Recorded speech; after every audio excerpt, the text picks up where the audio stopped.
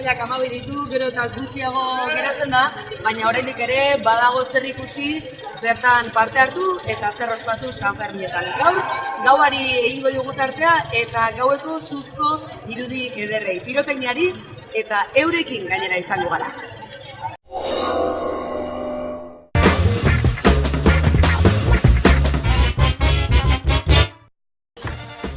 Hiru ertzaini ahozko auzia zabaltzeko agindu du epaiak Cabacas auzian, arduragabekeria profesional larriarekin buruturiko hilketa leporatuta.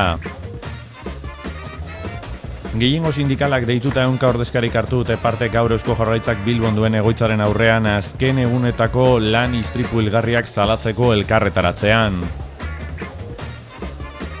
Hamburgon atxilotutako David Rincon bilbotarraren babesgabetasun egoera salatzeko prentsaurrekoa eskaini dute gaur eta bertan bere-berehalako askatasuna exigitzeaz gain datozen egunetarako hainbat mobilizazio iragarri ditu.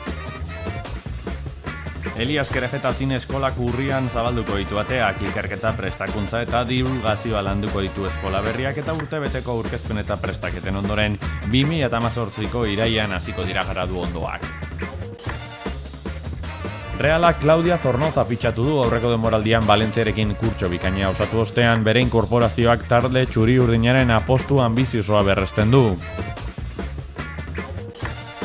Eguraldiari dagokionez, zeru grisak eta temperatura epelak kostaldean, horiek horrela tarteka euria ere azaldu liteke Baiona, Bilbo, Donostia edo Garazin, barnekaldian aldiz, eguzkia agertuko da eta temperatura altuagoak izango dituztek.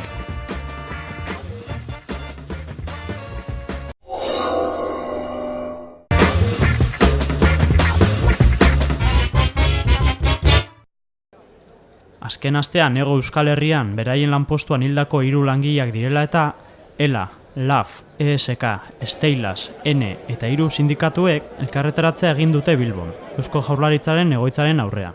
Prekarietatea eta prebentzio neurri falta nabaria dela salatu nahi izan dute.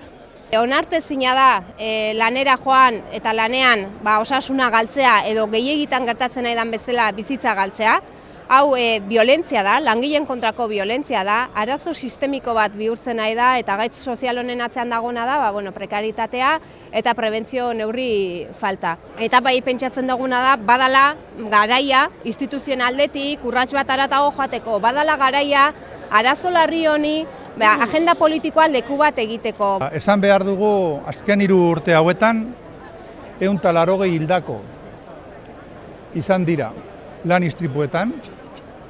Eta lan istripuetan hildako bakoitzeko 18 pertsona hiltzen dira gaixotasun profesionalengandik. Txiki Muñozek gaineratu nahi izan du inbertsio falta dela horrelako egoerak suertatzen dituen elementuetako bat. Ikusten duguna da hori ekiditzeko inbertsioak behar dira.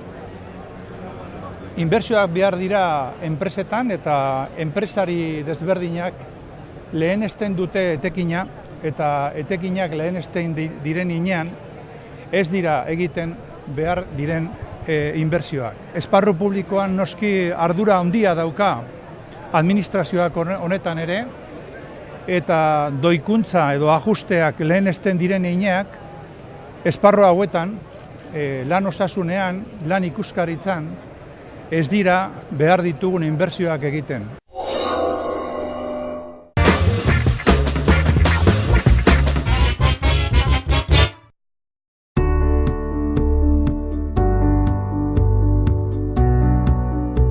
Gaurkoan, EH Bilduk industriagintza alorraz eztabaidatzeko eta ematen ari diren albiste txarrak gelditzeko asmoz, legez besteko proposamena aurkeztu du eta Jaurlaritzaren pasibitatea salatu. Eta horregatik aurkeztu dugu legez besteko proposamen hau. Horretan, parlamentuaren kezka adierazi nahi dugu egoeraren aurrean eta baita ere egoera honetan dauden langilei gure elkartasuna adieraztea. Baita ere eskatzen diogu Jaurlaritzari neurri zorrotzak harditzala enpresen hauen etorkizuna bermatzeko. Kudeaketa aldaketa ere eskatzen dugu. Eta baita ere uste dugu momentu honetan ezinbestekoa dela kritika bat egitea enpresa honen egoeraren atzean egon den kudeaketa ereduari eta baita ere enpresa honen egoeraren aurrean Jaurlaritzak erakutsitako pasibitateari. Horren atzean dagoena da politika industrial baten falta, inhibizio premeditatua. gobernuak ematen du pentsatzen duela politika industrialik onena badela existitzen ez dena. Eta uste dugu hori aldatzen ez den bitartean, behin eta berriro gaur gauden egoera egotera kondenatuta egongo garela.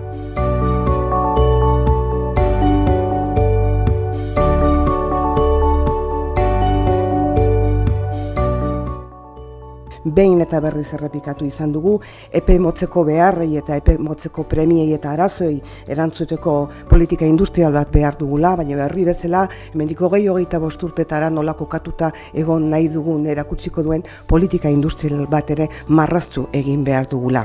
Bilera eskatu dugu, premiaz gai hau aztertu alizateko, erantzun azkarrak behar ditugulakoan gaudelako, une honetako egoera nolabait egonkortzeko, baina baita ere epe ertain eta luzerako egin behar ditugun hausnarketak egiteko. Etorkizunera begiratu beharra dugu, herri bezala non kokatu nahi dugun jakiteko.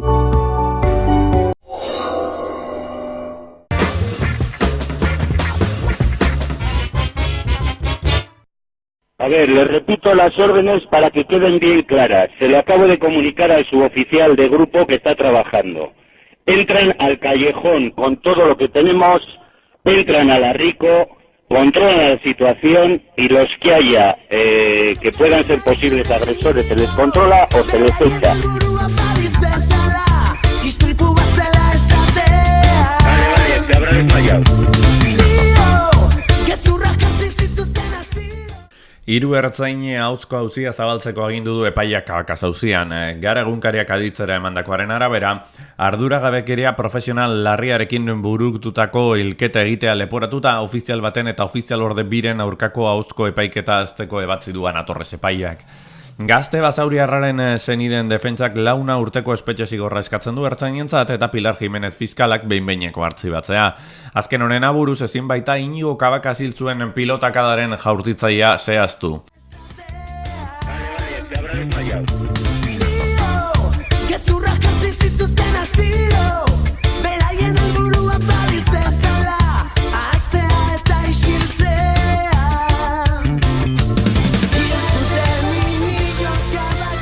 Gogoratu beharra dago 2012ko apirilean Atletikek eta Schalkek elkarren artean jokatutako partidaren ondoren ertzaintzak karga gogorra egin zuela Maria Díaz de Haro eta lizenziado Poza kaleetan.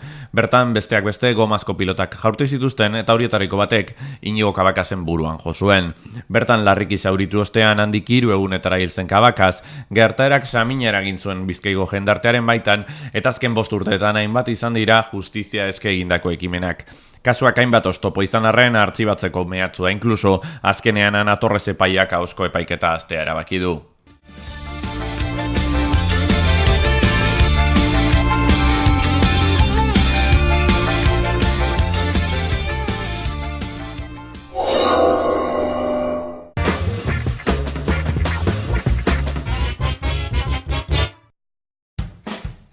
David Rincón joan den ostegunean atxilotu zuten Hamburgon geogeiaren aurkako mobilizazioen testu inguruan.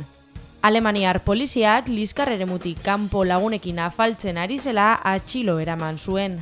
16 ordura epailearen aurretik pasatu zen abokaturik gabe, eta honek atxiloaldia luzatzeko erabakia hartu zuen, indarrean dagoen salbuespen legediak ahalbidetuta.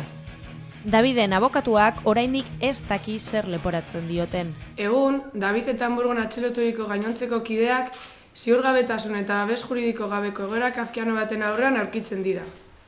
Alemaniar estatuaren gatibu izanik, babesgabetasuna da haien egoera juridikoaren adierazle nagusiena. Salbuespen egoera ezarri diotenez, 15 egun egon daiteke bahituta, baina epea luzatu ere egin liteke.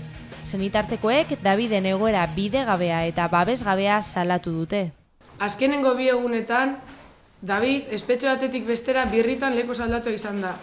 Gaur egun ez dakigularik orain dagoen espetxean mantenduko duten edo berri batera eramango duten.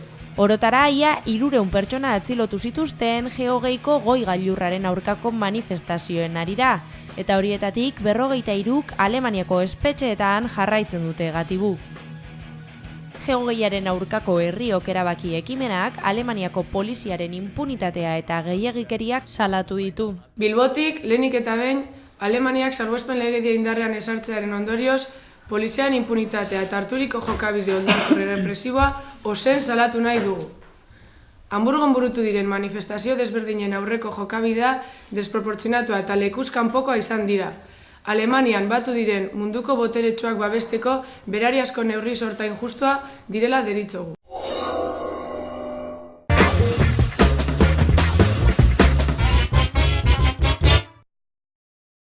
Telebista publikoak kezka iturri da azken urteotan hemen eta han, eta horri buruzko hausnarketa sustatu du Udako Euskal Unibertsitateak Udako ikastaroen barnean. Europako irrati telebista publikoen ereduak ekarri dituzte, gazteen telebista kontsumoari buruzko ikerketa azaldu dute, eta fikzioak EITB-en duen tokiaz eta izan dezakeenaz aritu dira aditu eta arituak. Kazetariak ere jarri dira mailaren bueltan. Euskal Herrian agenda komunikatibo propioa markatzeko beharra nabarmendu dute Goizalde Landabaso eta Irati Elizaldek. Euskal Herrian ikuste dut edabide publiko nagusia EITB izanik berak markatu beharko lukela agenda. Nik ikusten dut esate baterako lehen aipatu da telebisten fusioa, Espainian egin dela Antena 3 eta La Sextaren artean, Eta, dira Espainiako telebista publiko pribatu bi. Eta orduan, elkarri zelan elikatzen duten eta nola sortzen duten albiste izan barik harritu egiten nau. Esan nahi dut, zer kateak ere, Espainiako irrati kate batek gauza bera egiten du, goizean erabakitzen du zein izango den albistea. Eta berdin da munduan zer gertatzen den, albistea da nik markatzen dudana. Eta orduan, zer gertatzen den, egun osoan matxakatu egiten dute albiste horrekin, eta azkenean beste edabideek ere jarraitu egiten dute, beraz, nork markatzen du agenda? Arriskatu egiten duena. Euskal esparru komunikatibo indartsu bat osatzen dugun arte, markatuko dugula gure edabidearen agenda, baina ez dugu agenda markatuko inondik inora. Orduan, iruditzen zait, zentzu horretan, euskal komunikabideok askotan ohitu gerala txikitik lan egitera, Eta hori balio positiboa da, Euskal komunikabideok ez gara murdok eta ez gara bozento, eta ez dut uste izan behar dugunik. Baina iruditzen zait txikitik lan egite horretan batzutan txikira gabiltzala. Oian Agirrek tokiko informazioaren aldeko apustua azaldu du. Kontatu behar ditugu gure historiak, hain importantiak dira, azteko udalean gertatzen dara, arrasatarren batentzako, bai? Eta gero behar gara interesatuko jako diputaziokoa, Eusko Jaurlaritzakoa, baina horretarako da EITB. Nik gerra horretan ez naz hartuko ulertzen, ez daukadalako lekurik. Nik gure esparrua oso ondo ezagutzen dugu, bai? Bertatik kontatu behar ditugu historiak eta historia kontatzen ez direnak, eta gainera historiak die gertukoak. Nire, ez dakit, pertsona batek bere bizilaguna telebistan ikusten dagoenien, bere unia telebistan ikusten dagoenien, horrek dauko beste erakargarritasun bat, bai? Nik EITB txikotza bere lana, bai? Berak bere lana egin beharko dau, nik nire esparruan egin beharko dut nire lana, bai? Eta gero usartukunaz beste gauza batzuekin. Eguneroko aktualitateari lotuta lan ez egiteko autua egin du Kanaldudek, Ximon Karreren ustez, ekosistema logika batez ulertzen baitute komunikazio esparrua. Aktualitatea eguneroko albistegi sisteman ez gira sartuko. Eta bigarren gauza lotzeko dela laguntzen gaitu pentsatzen dena ekosistema orokor batean. Eta bai, adosten ez momentu batez, EITBek pentsatzen badu bere geroa, eta gogoetatzen badu bere geroa, nik ongi ikusiko nuke, EITB bezalako tresna bat, munduan pasatzen dena, direna albideak hori egiteko. Eta ez etortzeko kazetariak aldude edo gehitzeko gure jendere eta gehiago dela emaitea indarra nun gu ez girenari eta gurekin aritzea segitzeko eta indartzea ere diren tokiko telebistak. Eta holako ekosistema logika batean, pentsatzen baginu gauza, denak irabaziko ginuke. EITB-ren erreforma izpide den garaiotan beste komunikabidek ere badute zeresana, eta zer hausnartua beren funtzio publikoaz eta euskal komunikazio esparruan duten tokiaz.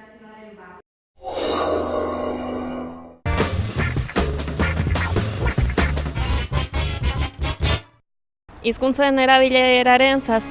kale neurketaren emaitzak aurkeztu ditu soziolinguistika klusterrak eta ondorioen artean nabarmendu du Euskal Herria orokorrean kontuan hartuta azken hamarkadan behera egin duela. Euskararen erabilerak naiz eta lurraldeen artean argitzalak egon badauden. Hiztun gazteenek hitz egiten dute euskara gehien eta haurren presentziak nabarmen markatzen ditu elkarrizketak. Aurrera begira jarrita, ikerketa honek duen ibilbidearen pisua nabarmendu dute ikerlariek. Aurrea begira jarrita oso importantea da egindako ibilbidearen berri zehatza eta zorrotza izatea.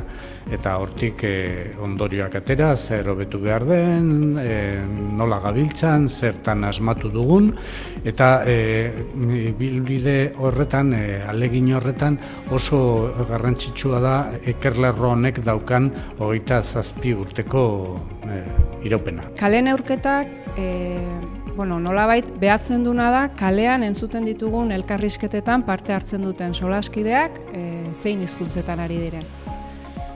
Kalean dagon, entzuten ditugun elkarrizketa guztiak behatzen dira. Kalea da nolabait gure aztergaia. Datuak behaketa bidez jasotzen dira, alegia hiztunari ez zaio zer galdetzen, eta datu biltzaileak inongo interferentziari gabe jasotzen du elkarrizketa hizkuntza eta hiztunaren hainbat ezaugarri. Adina, 4 adintalde ditugu, haur gazte heldu eta adinekoak, sexua edo generoa, eta haurren presentzia elkarrizketa horietan. Metodologia Euskal Herrian sortua da, 80. hamarkadan Siadeko eta EKBren eskutik egin zen lehenengoa, 1989an, eta gaur egun metodoa aski kontrastatua dago dun ibilbide luze horretan. Oro har egia da erabilera apaldu egin dela, baina horrekin batera badaude lurralde batzuk non mantendu edo gorantza egin duen. Adibidez Nafarroan azken urtetan badago gorantzko joera eta baita Araban ere. Aldiz, iparraldean azpimarratzekoa da etengabeko berakada orain arte gertatu izan dena, eta bai Bizkaian azken 10 urtetan eta Gipuzkoan azken 5 urtean. Aurrak hitz egiten dute gehien, ondoren helduek, gazteek eta laugarrenik adinekoek. Urrenkera hori ez genuen lehenengo edizioietan, hori importantea da, eta gaur egun ondorioa da gazte belaunaldi gazteek hitz egiten dutela gehien. Haurren presentzia behatu dugu, 3 multzo egin ditugu, batetik aurrez osatutako elkarrizketak, haur eta nagusiez osatutakoak eta nagusiak izango dira gazte heldu eta adinekoak, eta nagusiez bakarrik osatutako solastaldeak, nolabait. Ondorioa da, haur eta nagusiez osatutako erabilera dela altuena eta beste muturrean nagusien artekoa. Alde hori nabarmena da batez ere Araban eta Nafarroan. Haur gazte eta helduetan emakumezkoek gehiago hitz egiten dugu eta portaera hori nolabait orokortu da lurralde guztietara.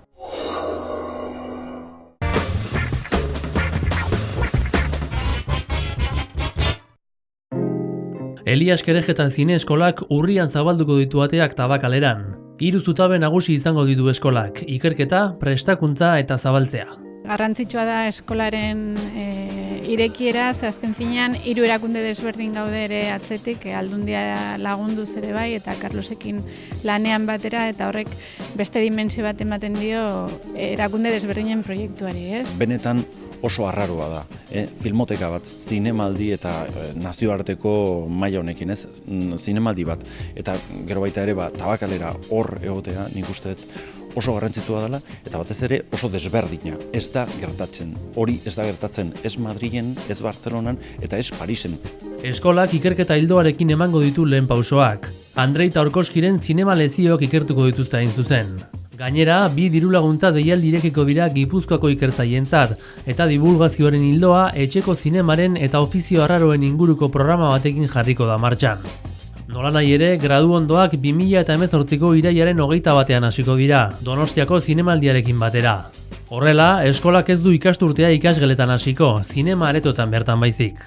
Eskola hau, zinemaz gain ikusten dut kulturan murgildu egon nahi duen orori, eta ikusteko ere bai zein nolako profesio desberdinak egon daitezken ikusentzunezkotan, eta lehen esan dudan bezala arte mundutik edo kultura mundutik oso gertu, ez? Eta bai printzipioz ikasketa batzuek unibertsitatean egindako jendeari, eta hau posgrado bat bezala ikusten da. Baina bai dela aukera bat ikusteko zinema mundua ez dela bakarkan pelikulak egitea, atzetikan profesio asko daudela eta zinema ulertzeko modu desberdinak. Ikasturteak 54 asteko iraupena izango du eta irakasleek presentzialki emango dituzte eskolak. Zinemagintzaren artxibatzea, komisariotza eta sormena landuko dituzten 3 gradu ondoko izango dira, eta bakoitzean 10 eta 15 ikaslerentzako tokia izango da. Aurren matrikulaziorako epea irailean zabalduko da.